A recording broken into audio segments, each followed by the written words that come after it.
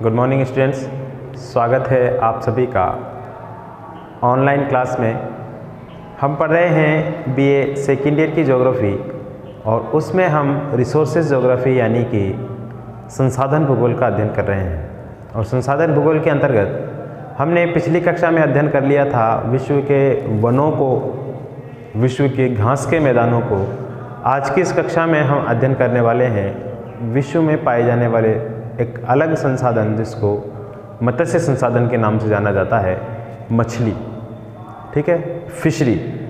आज मत्स्य संसाधन के बारे में हम अध्ययन करेंगे। विश्व में कहाँ कहाँ और कौन कौन से बैंक है। देखिए, एक बैंक तो होता है जहाँ पे पैसे जमा किए जाते हैं, उनसे हम सब परिचित हैं। और एक बैंक होता है नदी का किनारा, समुद्र का किनारा, बैंक ऑफ द रिवर, सुना होगा आपने, तो उसको बैंक कहते हैं। तो अक्सर जो मछलियाँ पकड़ी जाती है वो समुद्रों के किनारों से पकड़ी जाती है, जहाँ पर कुछ भौगोलिक दशाएं होती है जो मछलियों के होने के लिए, मछलियों के पाए जाने के लिए बहुत ज़्यादा इम्पोर्टेंट होती है। जैसे कि प्लैंकटन, मछलियों के जो मुख्य भोजन है प्लैंकटन, उनकी उत्पत्ति, गर्म और ठंडी जलधाराओं का मिलन स्थल, समुद्री या महासागरीय मग्न तट, ये सारी कुछ चीज़ें हैं जो मछलियों की ज़्यादा होने की संभावनाओं को बढ़ाती है, जहाँ पर मछलियाँ ज़्यादा पाई जाती हैं। ठीक है, ताज़े पानी में भी ज़्यादा पाई जाती है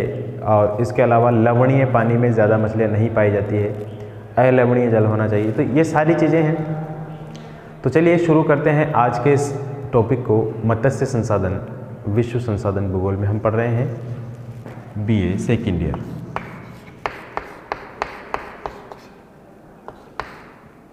BA second year geography.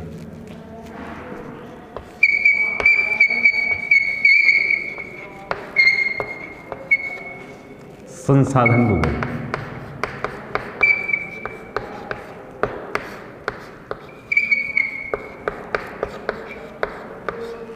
BA second year geography संसाधन भूगोल के अंतर्गत हम आज के इस टॉपिक में मत्स्य संसाधनों का अध्ययन करेंगे।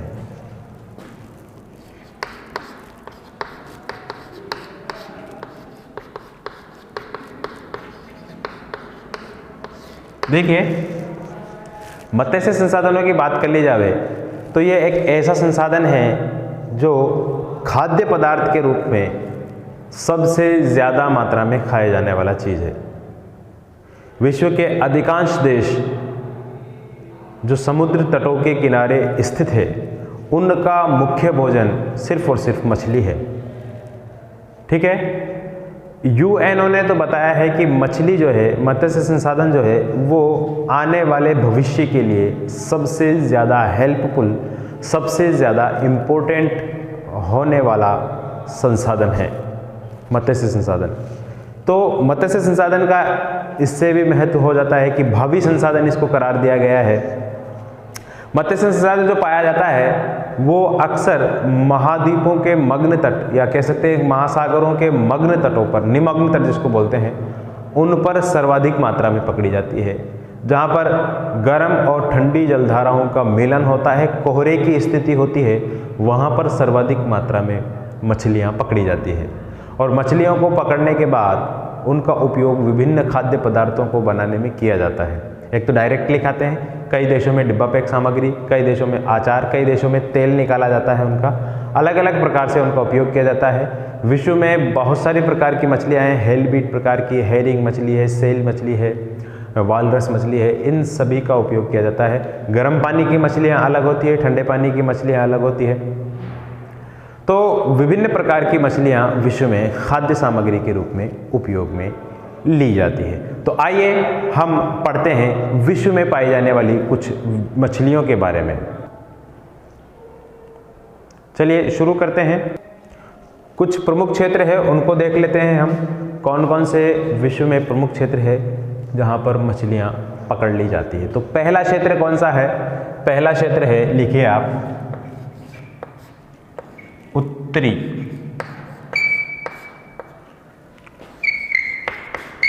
पूर्वी, उत्तरी पूर्वी ने उत्तरी पश्चिमी लिखिए।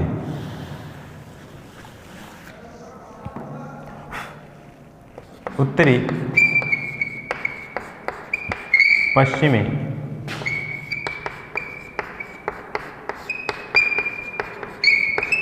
अटलांटिक तट। आप सभी परिचित हैं उत्तरी पश्चिमी अटलांटिक तट से। मैंने आपको कई बार विश्व का नक्शा बता दिया है, कई बार महासागर और सागरों की स्थिति बता दी है। अब ये जो शब्द आया है उत्तरी पश्चिमी अटलांटिक, इससे आपके दिमाग में इमेजिनेशन बननी चाहिए कि ये कहाँ है, उत्तरी पश्चिमी ये तट वाला, ये तट कहाँ है। तो देखिए विश्व का नक्शा में 2-4 दिन से आपको शायद रोजाना बना के दे रहा हूँ। ये हमने देखा है काफ़ी, मैंने कल भी आपको बनाकर बताया था। ये ऐसा बताया था ना। ये तो है हमारा उत्तरी अमेरिका, ये यहाँ पर आ जाएगा यूरोप आ जाएगा, यहाँ पर बताया था मैंने आपको। ये यूरोप है और ये अमेरिका है। तो इसके बीच में ये अंध महासागर है जिसको अटलांटिक महासागर भी बोलते हैं। अब देखिए उत्तरी पश्चिमी अटलांटिक महासागर, तो अटलांटिक महासागर पूरा यहाँ से यहाँ तक है। तो इसका उत्तर कौन सा होगा, ये वाला, और पश्चिम कौन सा होगा, ये वाला।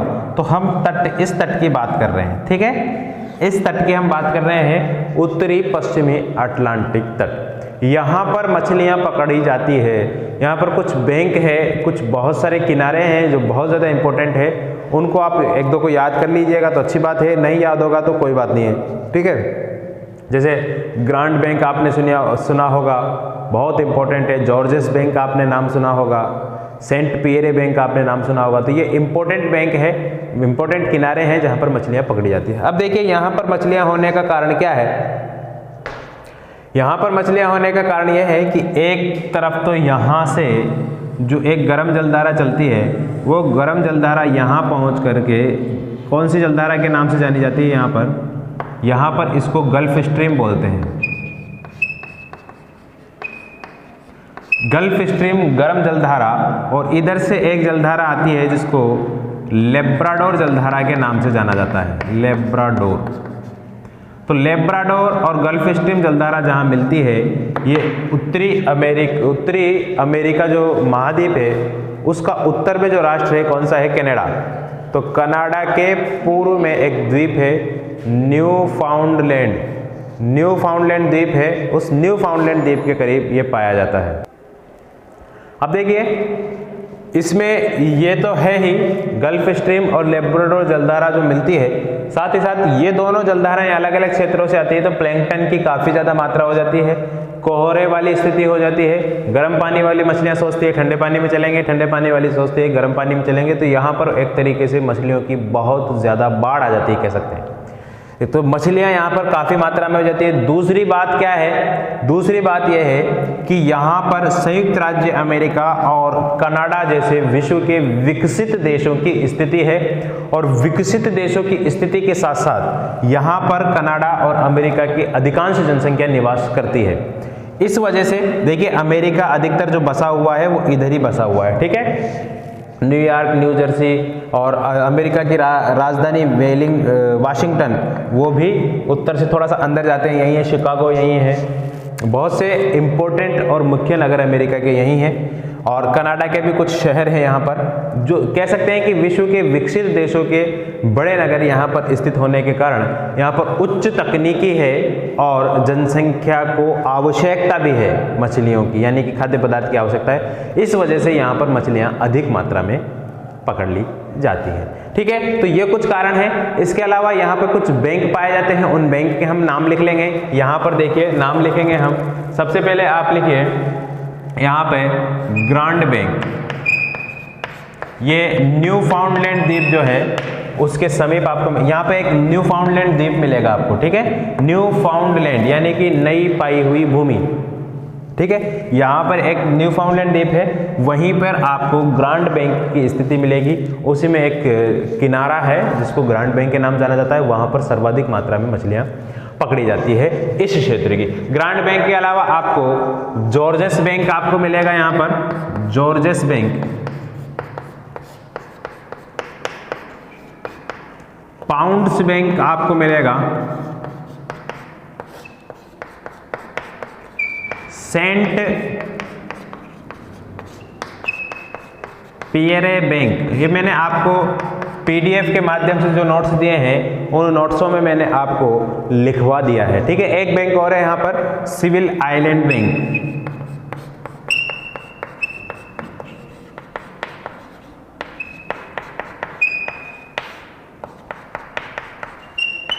तो ये कुछ बैंक है, इनकी स्थिति आपको यहाँ पर मिलेगी। इस वजह से यहाँ पर मत्स्य का अच्छी तरीके से उत्पादन कर लिया जाता है। लिख लीजिए आप, Grand Bank, Georges Bank, Pounds Bank, Saint Pierre और सिविल आइलैंड बैंक, ये आपको मिलेंगे सभी इसी तट पर, ठीक है। न्यूफाउंडलैंड द्वीप और के आपके फ्लोरिडा के बीच में ये सारे बैंकों की स्थिति है। तो आपको परीक्षा में इसी तरीके से लिखना है। आपको बता देना है मत्स्य उत्पादन विश्व के प्रमुख क्षेत्र, जिसमें आपको पहला क्षेत्र लिखना है उत्तरी पश्चिमी अटलांटिक तट। उत्तरी पश्चिमी अटलांटिक तट में आपको बता देना है क्या क्या विशेषता है। यहाँ पर गर्म जलधाराएं हैं, यहाँ पर ठंडी जलधाराएं हैं, यहाँ पर दोनों प्रकार की जलधाराएं का मिलन होता है। यहाँ पर प्लैंकटन अच्छी मात्रा में उत्पादित हो जाता है, जिससे मछलियों की आवक अच्छी होती है। यहाँ पर कोहरेनुमा स्थिति बनती है जो मछलियों के लिए लाभदायक है, मछलियाँ वहाँ पर सर्वाधिक मात्रा में पाई जाती है। इसके अलावा यहाँ पर जो है अमेरिका और कनाडा जैसे विकसित राष्ट्रों की स्थिति है। वहाँ की जनसंख्या यहाँ पर मौजूद है, उच्च तकनीकी के कारण यहाँ पर मछलियाँ आसानी से पकड़ ली जाती है। और कुछ बैंकों के नाम आपको लिख देने हैं, लिख लीजिए आप इसको। फिर इसके बाद हम दूसरा देखते हैं, दूसरा क्या है।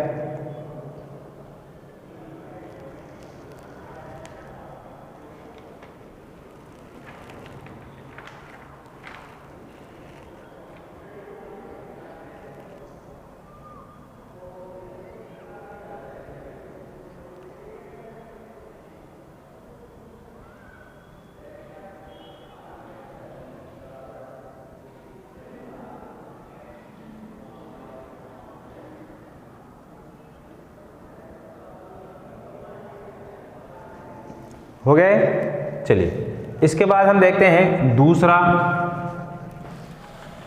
कौन सा तट है। दूसरा क्षेत्र जो विश्व में मछलियों को पकड़ने के लिए इम्पोर्टेंट है, उसकी देख लेते हैं हम स्थिति। ये भी अटलांटिक है और ये उत्तरी पश्चिमी था, तो ये उत्तरी पूर्वी हो जाएगा, ठीक है। उत्तरी पूर्वी अटलांटिक तट। अब देखिए, हमने अभी देखा था कि उत्तरी पश्चिमी अटलांटिक तट, तो ये अमेरिका वाला भाग हो गया था, ये हो गया था। तो उत्तरी पूर्वी कौन सा हो जाएगा? उत्तरी पूर्वी हो जाएगा ये वाला, ठीक है। उत्तरी पूर्वी कौन सा हो जाएगा? ये वाला। ये अफ्रीका है और ये यूरोप है। अब देखिए, इसमें कहां से कहां तक जो आपको क्षेत्र मिलेंगे जहां पर मछलियां पकड़ी जा सकती है। आपको नॉर्वेजियन सागर है यहाँ पर, नॉर्वे से लेकर के और आइबेरियन प्रायद्वीप तक। मैंने कई बार बता दिया आपको आइबेरियन प्रायद्वीप किसको बोलते हैं। आइबेरियन प्रायद्वीप इसको बोलते हैं जहां पर दो देश है, स्पेन और पुर्तगाल आपको मिलेगा यहाँ पर। इस छोटे से प्रायद्वीप को देखिए, प्रायद्वीप आप मेरा वीडियो देख सकते हैं, बहुत पुराना 3-4 महीने पुराना वीडियो हो गया होगा शायद, वो आप देख सकते हैं, उसको मिल जाएगा आपको। द्वीप, महाद्वीप, प्रायद्वीप, अंतरीप, इन सब में क्या अंतर है, बहुत डिटेल से और बहुत अच्छी तरीके से मैंने उसमें समझा रखा है। विश्व के जितने भी द्वीप है, विश्व के जितने भी महाद्वीप है, विश्व के जितने भी प्रायद्वीप है, विश्व के जितने भी अंतरीप है, उन सभी को मैंने डिटेल से और विश्व के नक्शे में अच्छे तरीके से मैंने आपको समझाया हुआ है। आपको वीडियो सर्च करके देख लेना, आपको विश्व के द्वीप, प्रायद्वीप, महाद्वीप वगैरह इस तरीके से वीडियो है। 2 पार्ट में वीडियो है क्योंकि बहुत ज़्यादा द्वीप है विश्व में, बहुत ज़्यादा प्रायद्वीप है, इस वजह से मैंने, और उनकी सबकी परिभाषा भी मैंने दी हुई है उसमें, किसको क्या कहते हैं, किसी को क्या नहीं कहते, आप वहाँ जा करके अच्छे से समझ सकते हैं इसको, ठीक है। तो ये आइबेरियन प्रायद्वीप है। आइबेरियन प्रायद्वीप प्लेलिस्ट में जाकर के देख सकते हैं आप, विश्व का भूगोल करके एक प्लेलिस्ट मिलेगी आपको, उसमें आपको मिल जाएगा वो। ये आइबेरियन प्रायद्वीप से लेकर के यहाँ तक है, ठीक है। तो देखिए, यहाँ आपको मछली उत्पादन के लिए कुछ इंपॉर्टेंट भौगोलिक जानकारी आपको होनी चाहिए। देखिए, वही बात है, यहाँ से जो गल्फ स्ट्रीम जलधारा पहुँचती है, यहाँ वही गर्म जलधारा है, ऊपर से एक नॉर्वेजियन जलधारा मिल जाती है, यानी कि वो ठंडी जलधारा। तो यहाँ भी वैसी ही स्थिति बनती है जैसी स्थिति वहाँ पर बनती है, कोहरे वाली स्थिति बन जाती है। यहाँ पर दोनों गर्म और ठंडी जलधाराओं का मिलन हो जाता है, इस वजह से यहाँ भी मछलियों की उत्पत्ति आसानी से हो जाती है। यहाँ पर एक इम्पोर्टेंट बैंक है डॉगर बैंक के नाम से, सुना होगा आपका नाम, डॉगर बैंक। ये मछली उत्पादन के लिए फेमस है, उत्तरी सागर के आसपास है ये।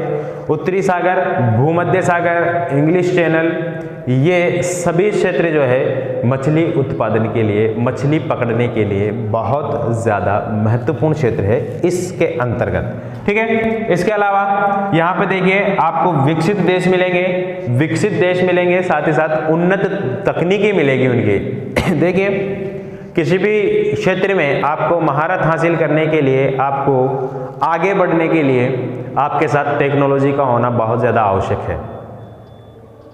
जब तक आपके पास बेहतर टेक्नोलॉजी नहीं होगी, बेहतर तकनीक नहीं होगी, आप दूसरों से पीछे ही रहेंगे, पिछड़े हुए रहेंगे।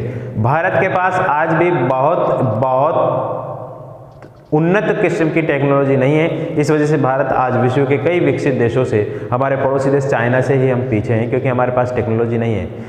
एशिया का विकसित देश जो जापान कहलाता है, उसके पास देखिए कितनी अच्छी टेक्नोलॉजी है, हर चीज़ की उसने टेक्नोलॉजी बना रखी है। तो आज विश्व के विकसित देशों में अपना नाम शुमार करवा रखा है। एशिया का लगभग एक ही देश है जो विकसित देशों की श्रेणी में शामिल किया जाता है।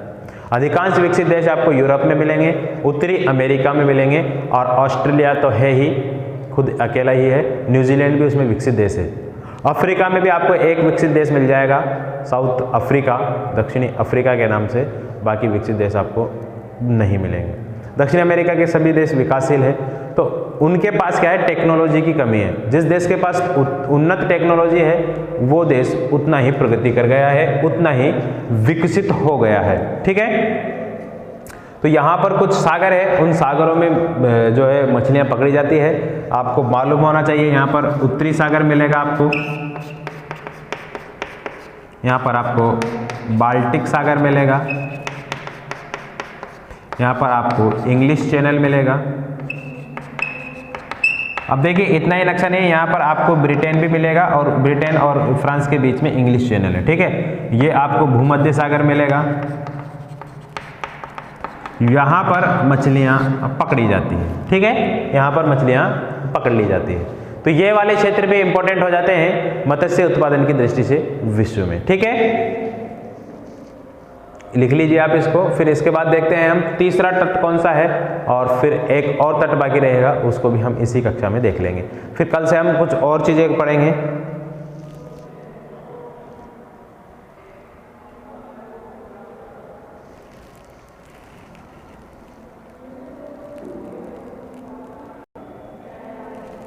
इसके बाद देखते हैं हम अगला, और वो कौन सा है, उत्तरी पूर्वी अटलांटिक तट हो गया। इसके बाद देख लेते हैं प्रशांत महासागरीय तटों पर भी कुछ मछलियां पाई जाती है, उनको भी हम देख लेते हैं। तो सबसे पहले लिखेंगे हम उत्तरी पूर्वी प्रशांत तट, उत्तरी पूर्वी प्रशांत तट। उत्तरी पूर्वी प्रशांत तट, अब आपको समझना होगा उत्तरी पूर्वी प्रशांत तट कैसा होता है। देखिए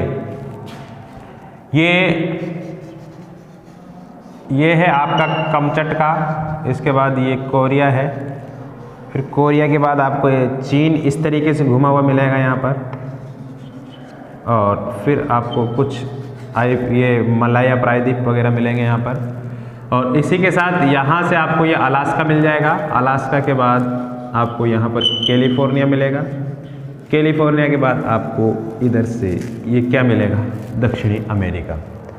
तो इस तरीके से ये प्रशांत महासागर है। इस प्रशांत महासागर का हम कौन सा तट देख रहे हैं, उत्तरी पूर्वी प्रशांत तट। तो ये प्रशांत महासागर है पूरा, इस प्रशांत महासागर का उत्तरी पूर्वी तट कौन सा है, ये वाला, ठीक है। तो इस उत्तरी पूर्वी तट में कहाँ से कहाँ तक देखिए, अलास्का, आप सभी परिचित हैं अलास्का से।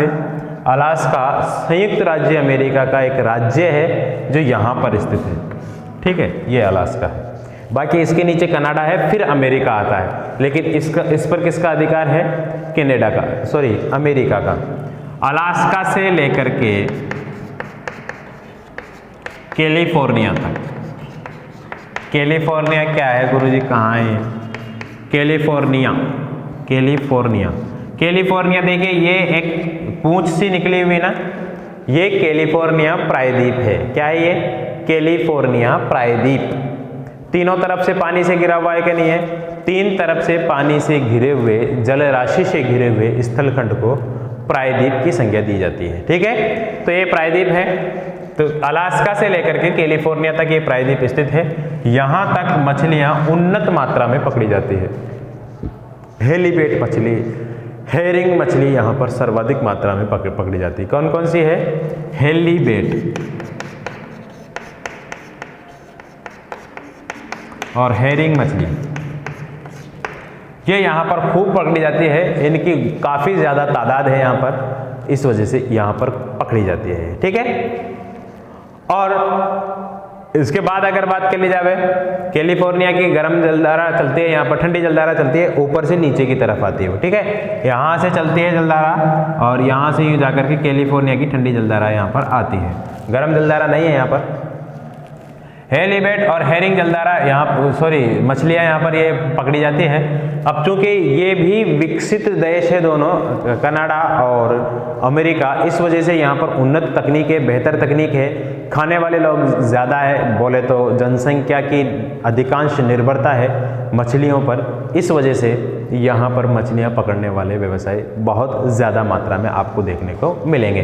इसके अलावा भारत में भी, हालांकि भारत इसमें हिस्सा नहीं है, भारत की तरफ चलते हैं, अगर श्रीलंका की तरफ चलते हैं तो वहाँ भी एक तो प्रकार की मछलियाँ हैं। श्रीलंका तमिलनाडु के आसपास कोड प्रकार की मछली होती है, कार्ड, और इसके अलावा एक आई स्टार फिश होती है, आई स्टार। ये सारी फिशेस वहाँ पर पकड़ी जाती है। ठीक है, आगे चलते हैं हम। हेलीबेट में हेरिंगों की मछली। इसके बाद दक्षिण अमेरिका के तटों पर भी मछलियाँ पकड़ी जाती हैं। दक्षिण अमेरिका के तटों पर भी मछलियाँ कुछ मात्रा में पकड़ ली जाती है। दक्षिण अमेरिका के तटों पर पेरू तट है, सबसे इंपॉर्टेंट दक्षिणी पूर्वी प्रशांत तट की बात कर लेते हैं हम। पेरू तट, पेरू तट पर बहुत ज़्यादा मात्रा में मछलियाँ पकड़ी जाती है, क्योंकि यहाँ पर क्या है, जब अल्निनो का प्रभाव होता है ना, तो यहाँ का जल गर्म हो जाता है, जबकि ठंडी जलधारा यहाँ पर चलती है। ठंडी जलधारा यहाँ से आती है, नीचे की तरफ से ठंडी जलधारा यहाँ से आती है, लेकिन वहाँ पर अंटार्कटिका जलधारा यहाँ पर चलती है।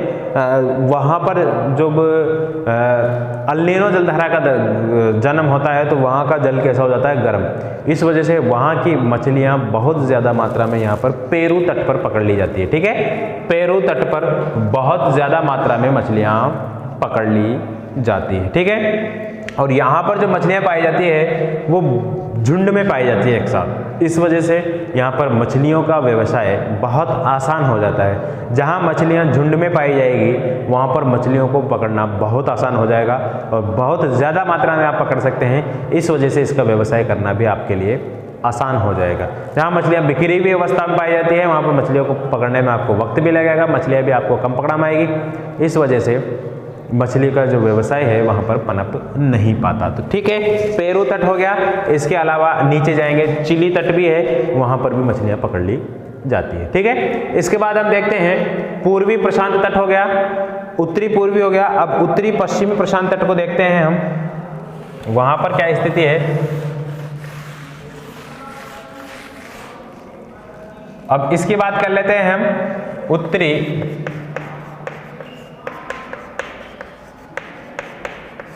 पश्चिमी प्रशांत तट। आपको समझ में आ रहा है ना पूर्वी और पश्चिमी कैसे? देखिए, हम प्रशांत महासागर की बात कर रहे हैं तो इसका उत्तर ये हो जाएगा, पूर्वी हो जाएगा, तो ये पूर्वी प्रशांत तट ये हो जाएगा और पश्चिमी प्रशांत तट ये हो जाएगा इधर वाला। ठीक है, तो उत्तरी पश्चिमी प्रशांत तट है। उत्तरी पश्चिमी प्रशांत तट में देखिए यहाँ से लेकर के ये कौन से है, ये यहाँ पर कह सकते हैं कि हम ये सुदूर पूर्व साइबेरिया कह सकते हैं, सुदूर पूर्व रूस कह सकते हैं, या कह सकते हैं बेरिंग जल संधि। एल्यूशन द्वीप भी यहाँ पर पाए जाते हैं, एल्यूशन द्वीप समूह। तो बेरिंग जल संधि से लेकर के और मलाया प्रायद्वीप तक, मलाया प्रायद्वीप बोलते हैं इसको, इंडोनेशिया वगैरह, यहाँ पर फिलीपाइन कह सकते हैं, फिलीपींस द्वीप समूह, वहाँ तक काफ़ी ज़्यादा मात्रा में मछलियाँ पकड़ी जाती है। विश्व की सर्वाधिक मछलियाँ यहीं पर पकड़ी जाती है। सर्वाधिक मछलियाँ यहीं पर पकड़ी जाती है।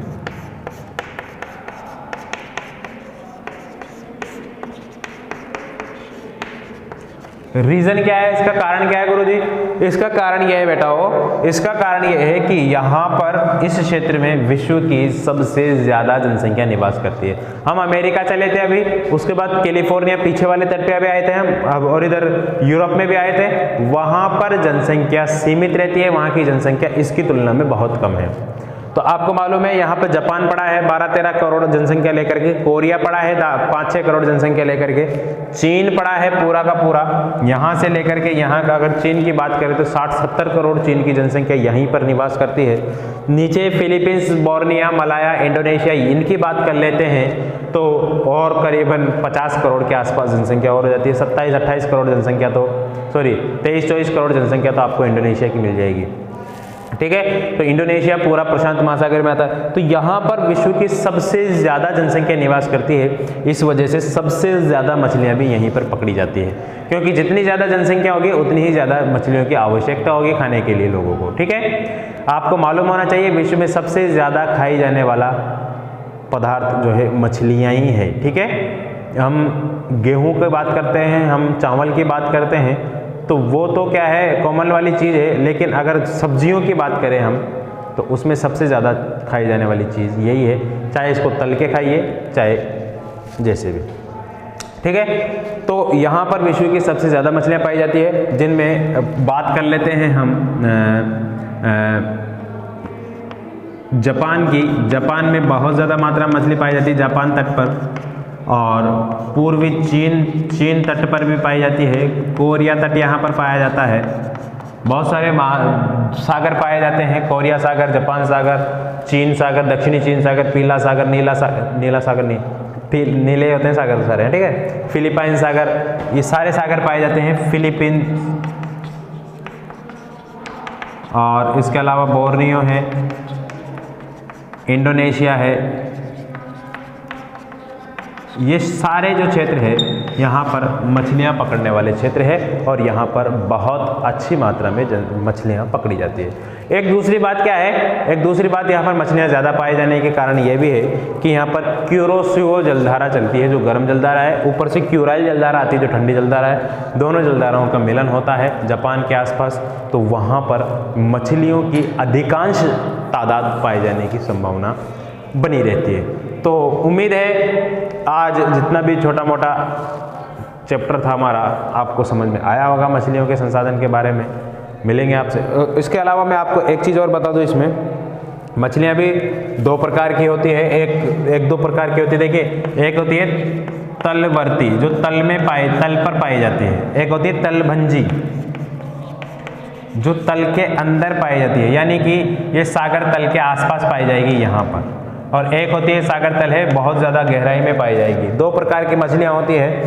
तो अगर सागर की तली के अंदर की बात करें, सागर की तली के अंदर की बात करें तो कोड प्रकार की मछलियाँ पाई जाती है, हेलीबेट प्रकार की मछलियाँ पाई जाती है, और क्लाउडर्स, ये कुछ मछलियाँ हैं, इनके नाम है कॉड, हेलीबेट, क्लाउडर्स। ये मछलियाँ बहुत ज़्यादा गहराई में पाई जाएगी, यानी कि ऊपर की तरफ नहीं होती। और तलवर्ती मछलियों की बात करती थी, आसानी से पकड़ा में आ जाती है मछलियाँ। आई फिश, क्या नाम है इसका, आयरिश फिश कह सकते हैं इसको, आयरिश फिश। और आई स्टार मछली, हेरिंग मछली, एंकोबीज, ये क्या है, तटों पर ही पाई जाती है। एंकोबीज ये तटों पर ही पाई जाती है, इसलिए इनका पकड़ना आसान हो जाता है। तो ये मछलियाँ थी आज की। उम्मीद है आपको अच्छे से समझ में आया होगा। मिलेंगे आपसे कल, तब तक के लिए मुझे दीजिए इजाज़त। नमस्कार।